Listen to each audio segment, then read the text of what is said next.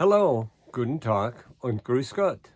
Today is Sunday, March the 26th, 2023. And it's been over a month that I've made a video, so it's about time. Well, other things have happened in the meantime. And, I call myself Newswit, but I realize that I don't really bring you news, but I bring you a record of how I look at the news. And so there you are. So anyway, we just got back from Hawaii. We were 10 days in Hawaii. It was a wonderful vacation. We went to visit, the surfing goat dairy farms. We went to visit the lavender fields. We went to visit the tropical plantation, and had a very nice lunch there, and also learned something about the flora in Hawaii. And I'm saying Hawaii, but actually I'm talking about the county of Maui. Maui is a county because it is not just the island of Maui, but some of the islets around it that comprise the county of Maui. Anyway, Maui is our favorite place. We've been going there for a couple of decades now. Not every year, but every other year. With the exception during the pandemics, we had to skip a couple of sessions there, like the 2019 and the 2021, because Hawaii was shut down. We could have gone. They're not, they would say, okay, come on in and show that you're vaccinated. That was later on, but in the beginning, you would come in and you have 2 weeks of quarantine, and then you go back home. So that wasn't too much fun. Anyway, I think everybody suffered during that pandemic, but we made up for it this time because we were there 10 days. Of course, it's really kind of expensive because, you're looking at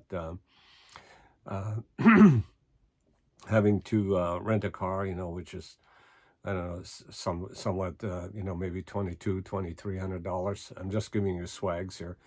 Airfare is another $2,500, and you're spending another $2,500 probably for food and trinkets and so on and so forth. And when it's all said and done, you're probably looking at $15,000 for the expense, just to go to Hawaii. Is it worth it? Well, we think so because the three of us really have a good vacation and we enjoy it. Seeing all the things. We stay at a wonderful place. They call it the Marriott or Oceanfront Marriott or something like that, and it's a timeshare. And so we go there every 2 years. Any case, it was great. The weather was also wonderful because it's not really hot in March, and we had a couple of days of rain and a little bit of wind and stuff, but the rest of the time was really quite nice, and we actually got some pool time in, which is wonderful. So, what else I can talk about? Well, in a month, all kinds of things happen. For instance, excuse me, when I talk like this, I usually start coughing, which is kind of crazy, but hey. So what has happened here? Well, we had bank failures. The bank failures, and they're really causing the jitters in the market. And, it started out with Silicon Valley Bank, which is the premier bank for all of the tech industry, and it's been around, and, and they got themselves in a pickle because they had a lot of cash in bonds. And as the interest rates went up, of course, if you pull your bonds out before maturity, you're losing a lot of money because the price of bonds drops, and the price of bonds doesn't drop. The price of bonds goes up, your bonds are worth less. So anyway, so they found themselves, missing a bunch of cash, and, people withdrawing. Basically there was a panic on the bank. Same thing happened to Credit Suisse, and they were taken over by somebody. But the government came out to help them. As a matter of fact, there's another bank called Republic Bank. So there are several banks, that had problems with getting the cash. It's not that they were defunct or anything, but evidently there was some poor management going on. And but the bank regulators regulate, where the money goes, so they knew where it went. But bonds, the money went into bonds. They can't have a lot of cash around, so they went into bonds, and the bonds are now, the bonds. If you try to sell them, right now, you sell them for a lot less, and then you take this loss. But if you hold on to it, then you get whatever you get at maturity. But anyway, so I'm not an economist, and I'm not trying to sound overly smart on this because I'm not. Okay. So what else been happening? Well, we had a tremendous amount of rain. California is got like 300%, of the rainfall that they normally get, maybe more than that. For instance, the ski lifts at Big Bear there, um, you know, they've got snow up to their eyeballs. Actually, the ski lifts, were covered there for a while, but I think Big Bear is thinking about reopening it soon. But Mammoth, the houses are covered in Tahoe, the houses are covered all the way up to the roof, and Mammoth won't reopen until July, they think. So anyway, so now our Governor Newsom, says, well, the drought is kind of over, but not really over because, we're going to pull some of the restrictions. You can water your lawn again and so on. But it's not really over because, some of the water, that came in with the what they call the atmospheric river, or actually the Pineapple Express, because all of that started somewhere around, came through Hawaii, and made its way across the Pacific, to us, to the West Coast. So anyway, so it didn't go inland very much. It kind of, when it goes across the mountain ranges and so forth, it doesn't drop all that much water right away. But then it raises hell again in the east. And as a matter of fact, we just recently had a tornado that touched down in Mississippi, and it wiped out an entire town. You look at the devastation. The semi trucks overturned. It's really something. Anyway, so weather. Well, right now it's weird. I've been in California now for well over, I would say, 50 years. And I've never seen anything like this. This is about the most that we've gotten. And as a matter of fact, there's a new storm coming in. So we're going to get some more. Now, temperatures are going up. So it'll probably be mostly rain even in the mountains. But when the snow runs off, wow, I don't know what's going to happen. So there'll be flooding here and there. And, too much of a good thing is not a good thing, right? So there you go. Okay, so another thing that I want to mention, what's happening is that TikTok is it's got like, in the United States, it's got like 130 million users. It's wildly popular with the young people, but it's owned by a Chinese company.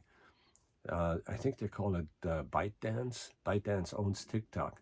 And of course, what we were all worried about is that Chinese are going to use some of the data that is, being collected, and they're going to spy on us somehow. I'm not sure that's exactly what good the data would be, from these dancing young girls, that are doing their things, and on TikTok, but but it's kind of a big deal. Because the Chinese can say anytime to Byte, hey, collect that data. We want to see what's what. Maybe they're trying to understand something about American culture. I don't know. But in any case, China and Russia, as a matter of fact, Premier Xi, or I don't know whether he's Premier chairman of the party, Xi. I think he's chairman for life. So he's the big dog in China. And he went to visit Putin, and they were toasting each other. As a matter of fact, somewhere I've got a picture of that, and if I run across it in the Wall Street Journal, I'll share that with you. But in any case, it's, so he went to Moscow and visited with Putin, And of course, that's giving us anxiety in the West because Putin is not crazy about negotiating anything that is put forth by the West, because the West is the enemy to him. At least he perceives us as the enemy, because he points at things where we haven't kept our word here and there, and um,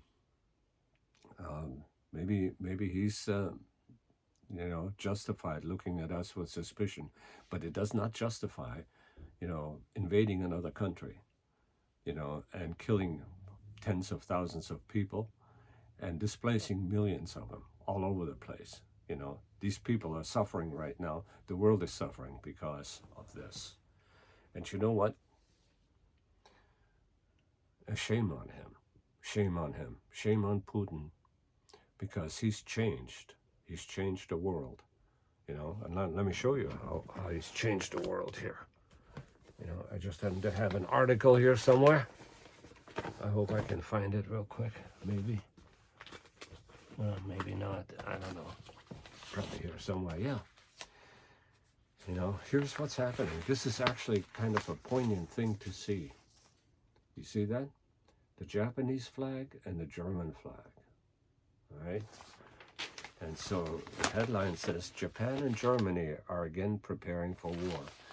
This is, the subscript says, memories of World War II still cause anxiety in both countries, but a rising generation feels less constrained and less sure of the U.S. in the face of Russian and Chinese aggression. So the world is not a safe place. As a matter of fact, the atomic, what do you call that? The world clock, the doomsday clock, that's what it's called. The doomsday clock has been set forward again because of the situation with Ukraine, and how Russia looks at the world, and how China looks at the world, and how we look at the world. This is not just some sort of a Middle Eastern squabble. This is a big thing. And the doomsday clock has been set to 90 seconds before midnight, before 12. Which means that is the end of civilization on Earth. Now, does that mean that all humans are going to be gone? No, probably not. But will there be a reset of humanity? Absolutely. Armageddon is a possibility, a real possibility right now. All right, enough of this doomsday talk. Anyway, I have a couple of things that I wanted to mention. First of all, what's really kind of exciting is that SpaceX just launched a rocket, and the rocket was had a booster that was 3D printed, and that's really something. Here we're printing rocket boosters. Now the rocket, went out from Cape Canaveral and it didn't reach orbit, but that was for other reasons. It was not the booster. The booster, 82% of the booster was actually printed. So it wasn't totally printed, but practically printed. Now I have visions, of the food replicator, and I think they're already printing some food, because there is, these hamburgers, made from vegetable fibers and so forth, that are going around. I'm not sure exactly what they call it, but it's like the, Impossible Burger and things of that nature. And those things, basically are squirted out of nozzles and so forth, and I'm not sure exactly how they make it, but they're fabricated, and fabricated food. Now, I see something in the grocery stores, the grocery stores now have sections, with prepared foods, they're either fully prepared, like the hot section and the typical rotisserie chicken, that you see there, but it's more than that, some of the, they're actually prepared, ready to eat. And then there's a whole slew and a selection of foods that are ready to pop into the oven or microwave, full meals, like meatloaf and mashed potatoes and some vegetables, just, complete dinners. And you can get them for, less than $12, some of them. But anyway, And if you can eat a meal actually for, somewhere around $10, nowadays, even at home, it's probably pretty good. I mean, you could probably eat cheaper by growing your own vegetables and maybe raising chickens and rabbits and so forth. And I'm not sure that's cheaper, but you know, um, people have to do what they have to do. But the trend is toward prepared foods, it seems like. And then the next step, of course, is the food replicator. Grocery stores, can actually be out of business. There'll be no grocery stores. First there'll be nothing but aisles of prepared food. You won't even be able to go and buy some broccoli, unless it's mixed with, a steak or, some sort of a meatloaf or sausage and who knows what. Um, and, so I have a vision that grocery stores will be places where we pick up food or we get them delivered, so there will be very few checkers, if any. There may be just grocery stores with security people in it. It's kind of scary in a way. But I think there'll always be weekend markets, fresh markets, the local farmers that actually produce the food, to be put out onto the shelves already ready to cook, in boxes. Um, they will actually, still have markets probably for a long time, on the weekends. So the bazaars, that have been around for thousands of years, we'll probably still have them. And so you'll be able to buy some fresh mushrooms and who knows what not, out there on the weekends. But I just see that the way we do our grocery shopping will just totally change. And just of course, it's just my view. Another thing I wanted to mention is while we are actually on, the 3D printing and space kind of thing, there's this asteroid, came around, you know, and it was actually a comet. They called it a comet, and it was named the comet Oumaumau. It was discovered in Hawaii at the telescope. But the problem about this comet is that it didn't have a tail, and that kind of started a lot of rumors and conjectures and things, about, hey, it's probably an alien spacecraft. So that was kind of funny, to read about that. And so some scientists, said, well, I have an answer, So he did some calculations, and he said, well, there's water contained on the surface of it, and that surface water has been ionized, through cosmic radiation, and turned into particles, of hydrogen and oxygen. And so when it gets close to the sun, these things off gas. Well, if you off gas something from an object, like this cigar-shaped asteroid or a comet, then it changes direction. And so it looks like it's being steered because it doesn't quite follow, Newton's celestial navigation laws, that we now understand down to, the 19th digit, after 10. And so we can precisely predict, the course of these things because, Newton's laws really do work. Problematic with three-body motion, but celestial mechanics is well understood. That's how we get people to Mars, and will we get people to Mars? We get them at least to the moon right now. Anyway, yeah. So anyway, Oumaumau, and I'm not sure that's how it's pronounced, but that's how it looks, So it doesn't follow the gravitational laws, so the scientists, are kind of a flutter over it because even the guy that calculated and put out that theory of how it could be, self-propelled, so to speak, some of them said, well, yeah, his math is pretty good, but I still don't believe it. I mean, it could still be some sort of an alien spacecraft, Anyway, it's now heading out into the,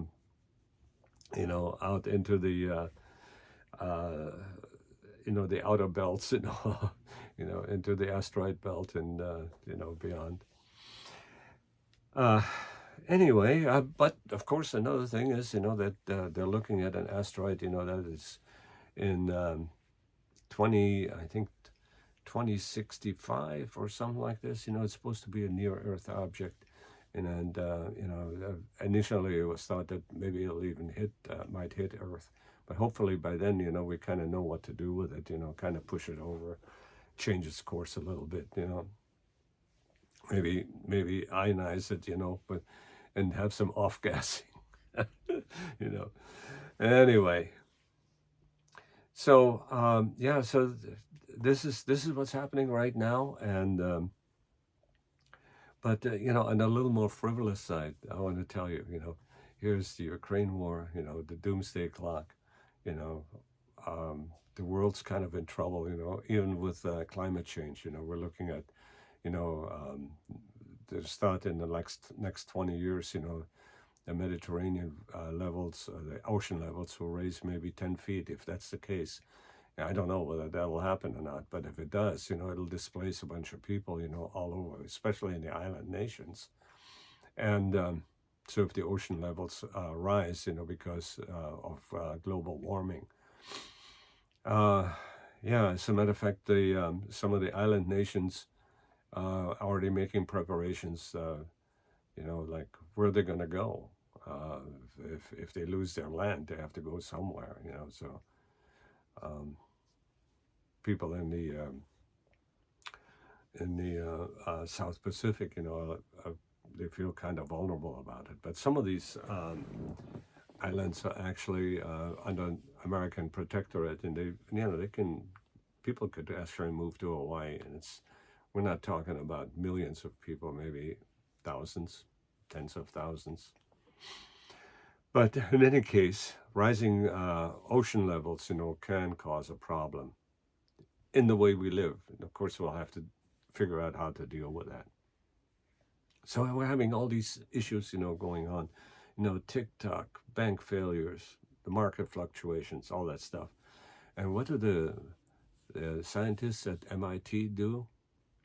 Well, I just found out that one of the things that they're preoccupied with is how do you properly eat an Oreo? Yeah. How do you properly eat an Oreo? So they formed a committee of scientists that are going to figure out, how you can unscrew an Oreo and keep the frosting on both halves. Okay. Now I know that can be a problem because I've unscrewed Oreos, and I've scraped some of the frosting. Who wants to eat a naked Oreo, and then too much frosting on the other one? So is it a legitimate problem? Should we be spending money on this? Jesus Christ, what's going on in our higher institutions of higher learning. Anyway, I hope this was funny. And I do want to make a video now and then.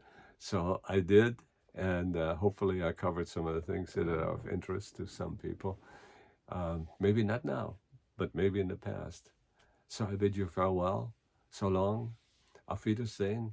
And we must infect the universe with us.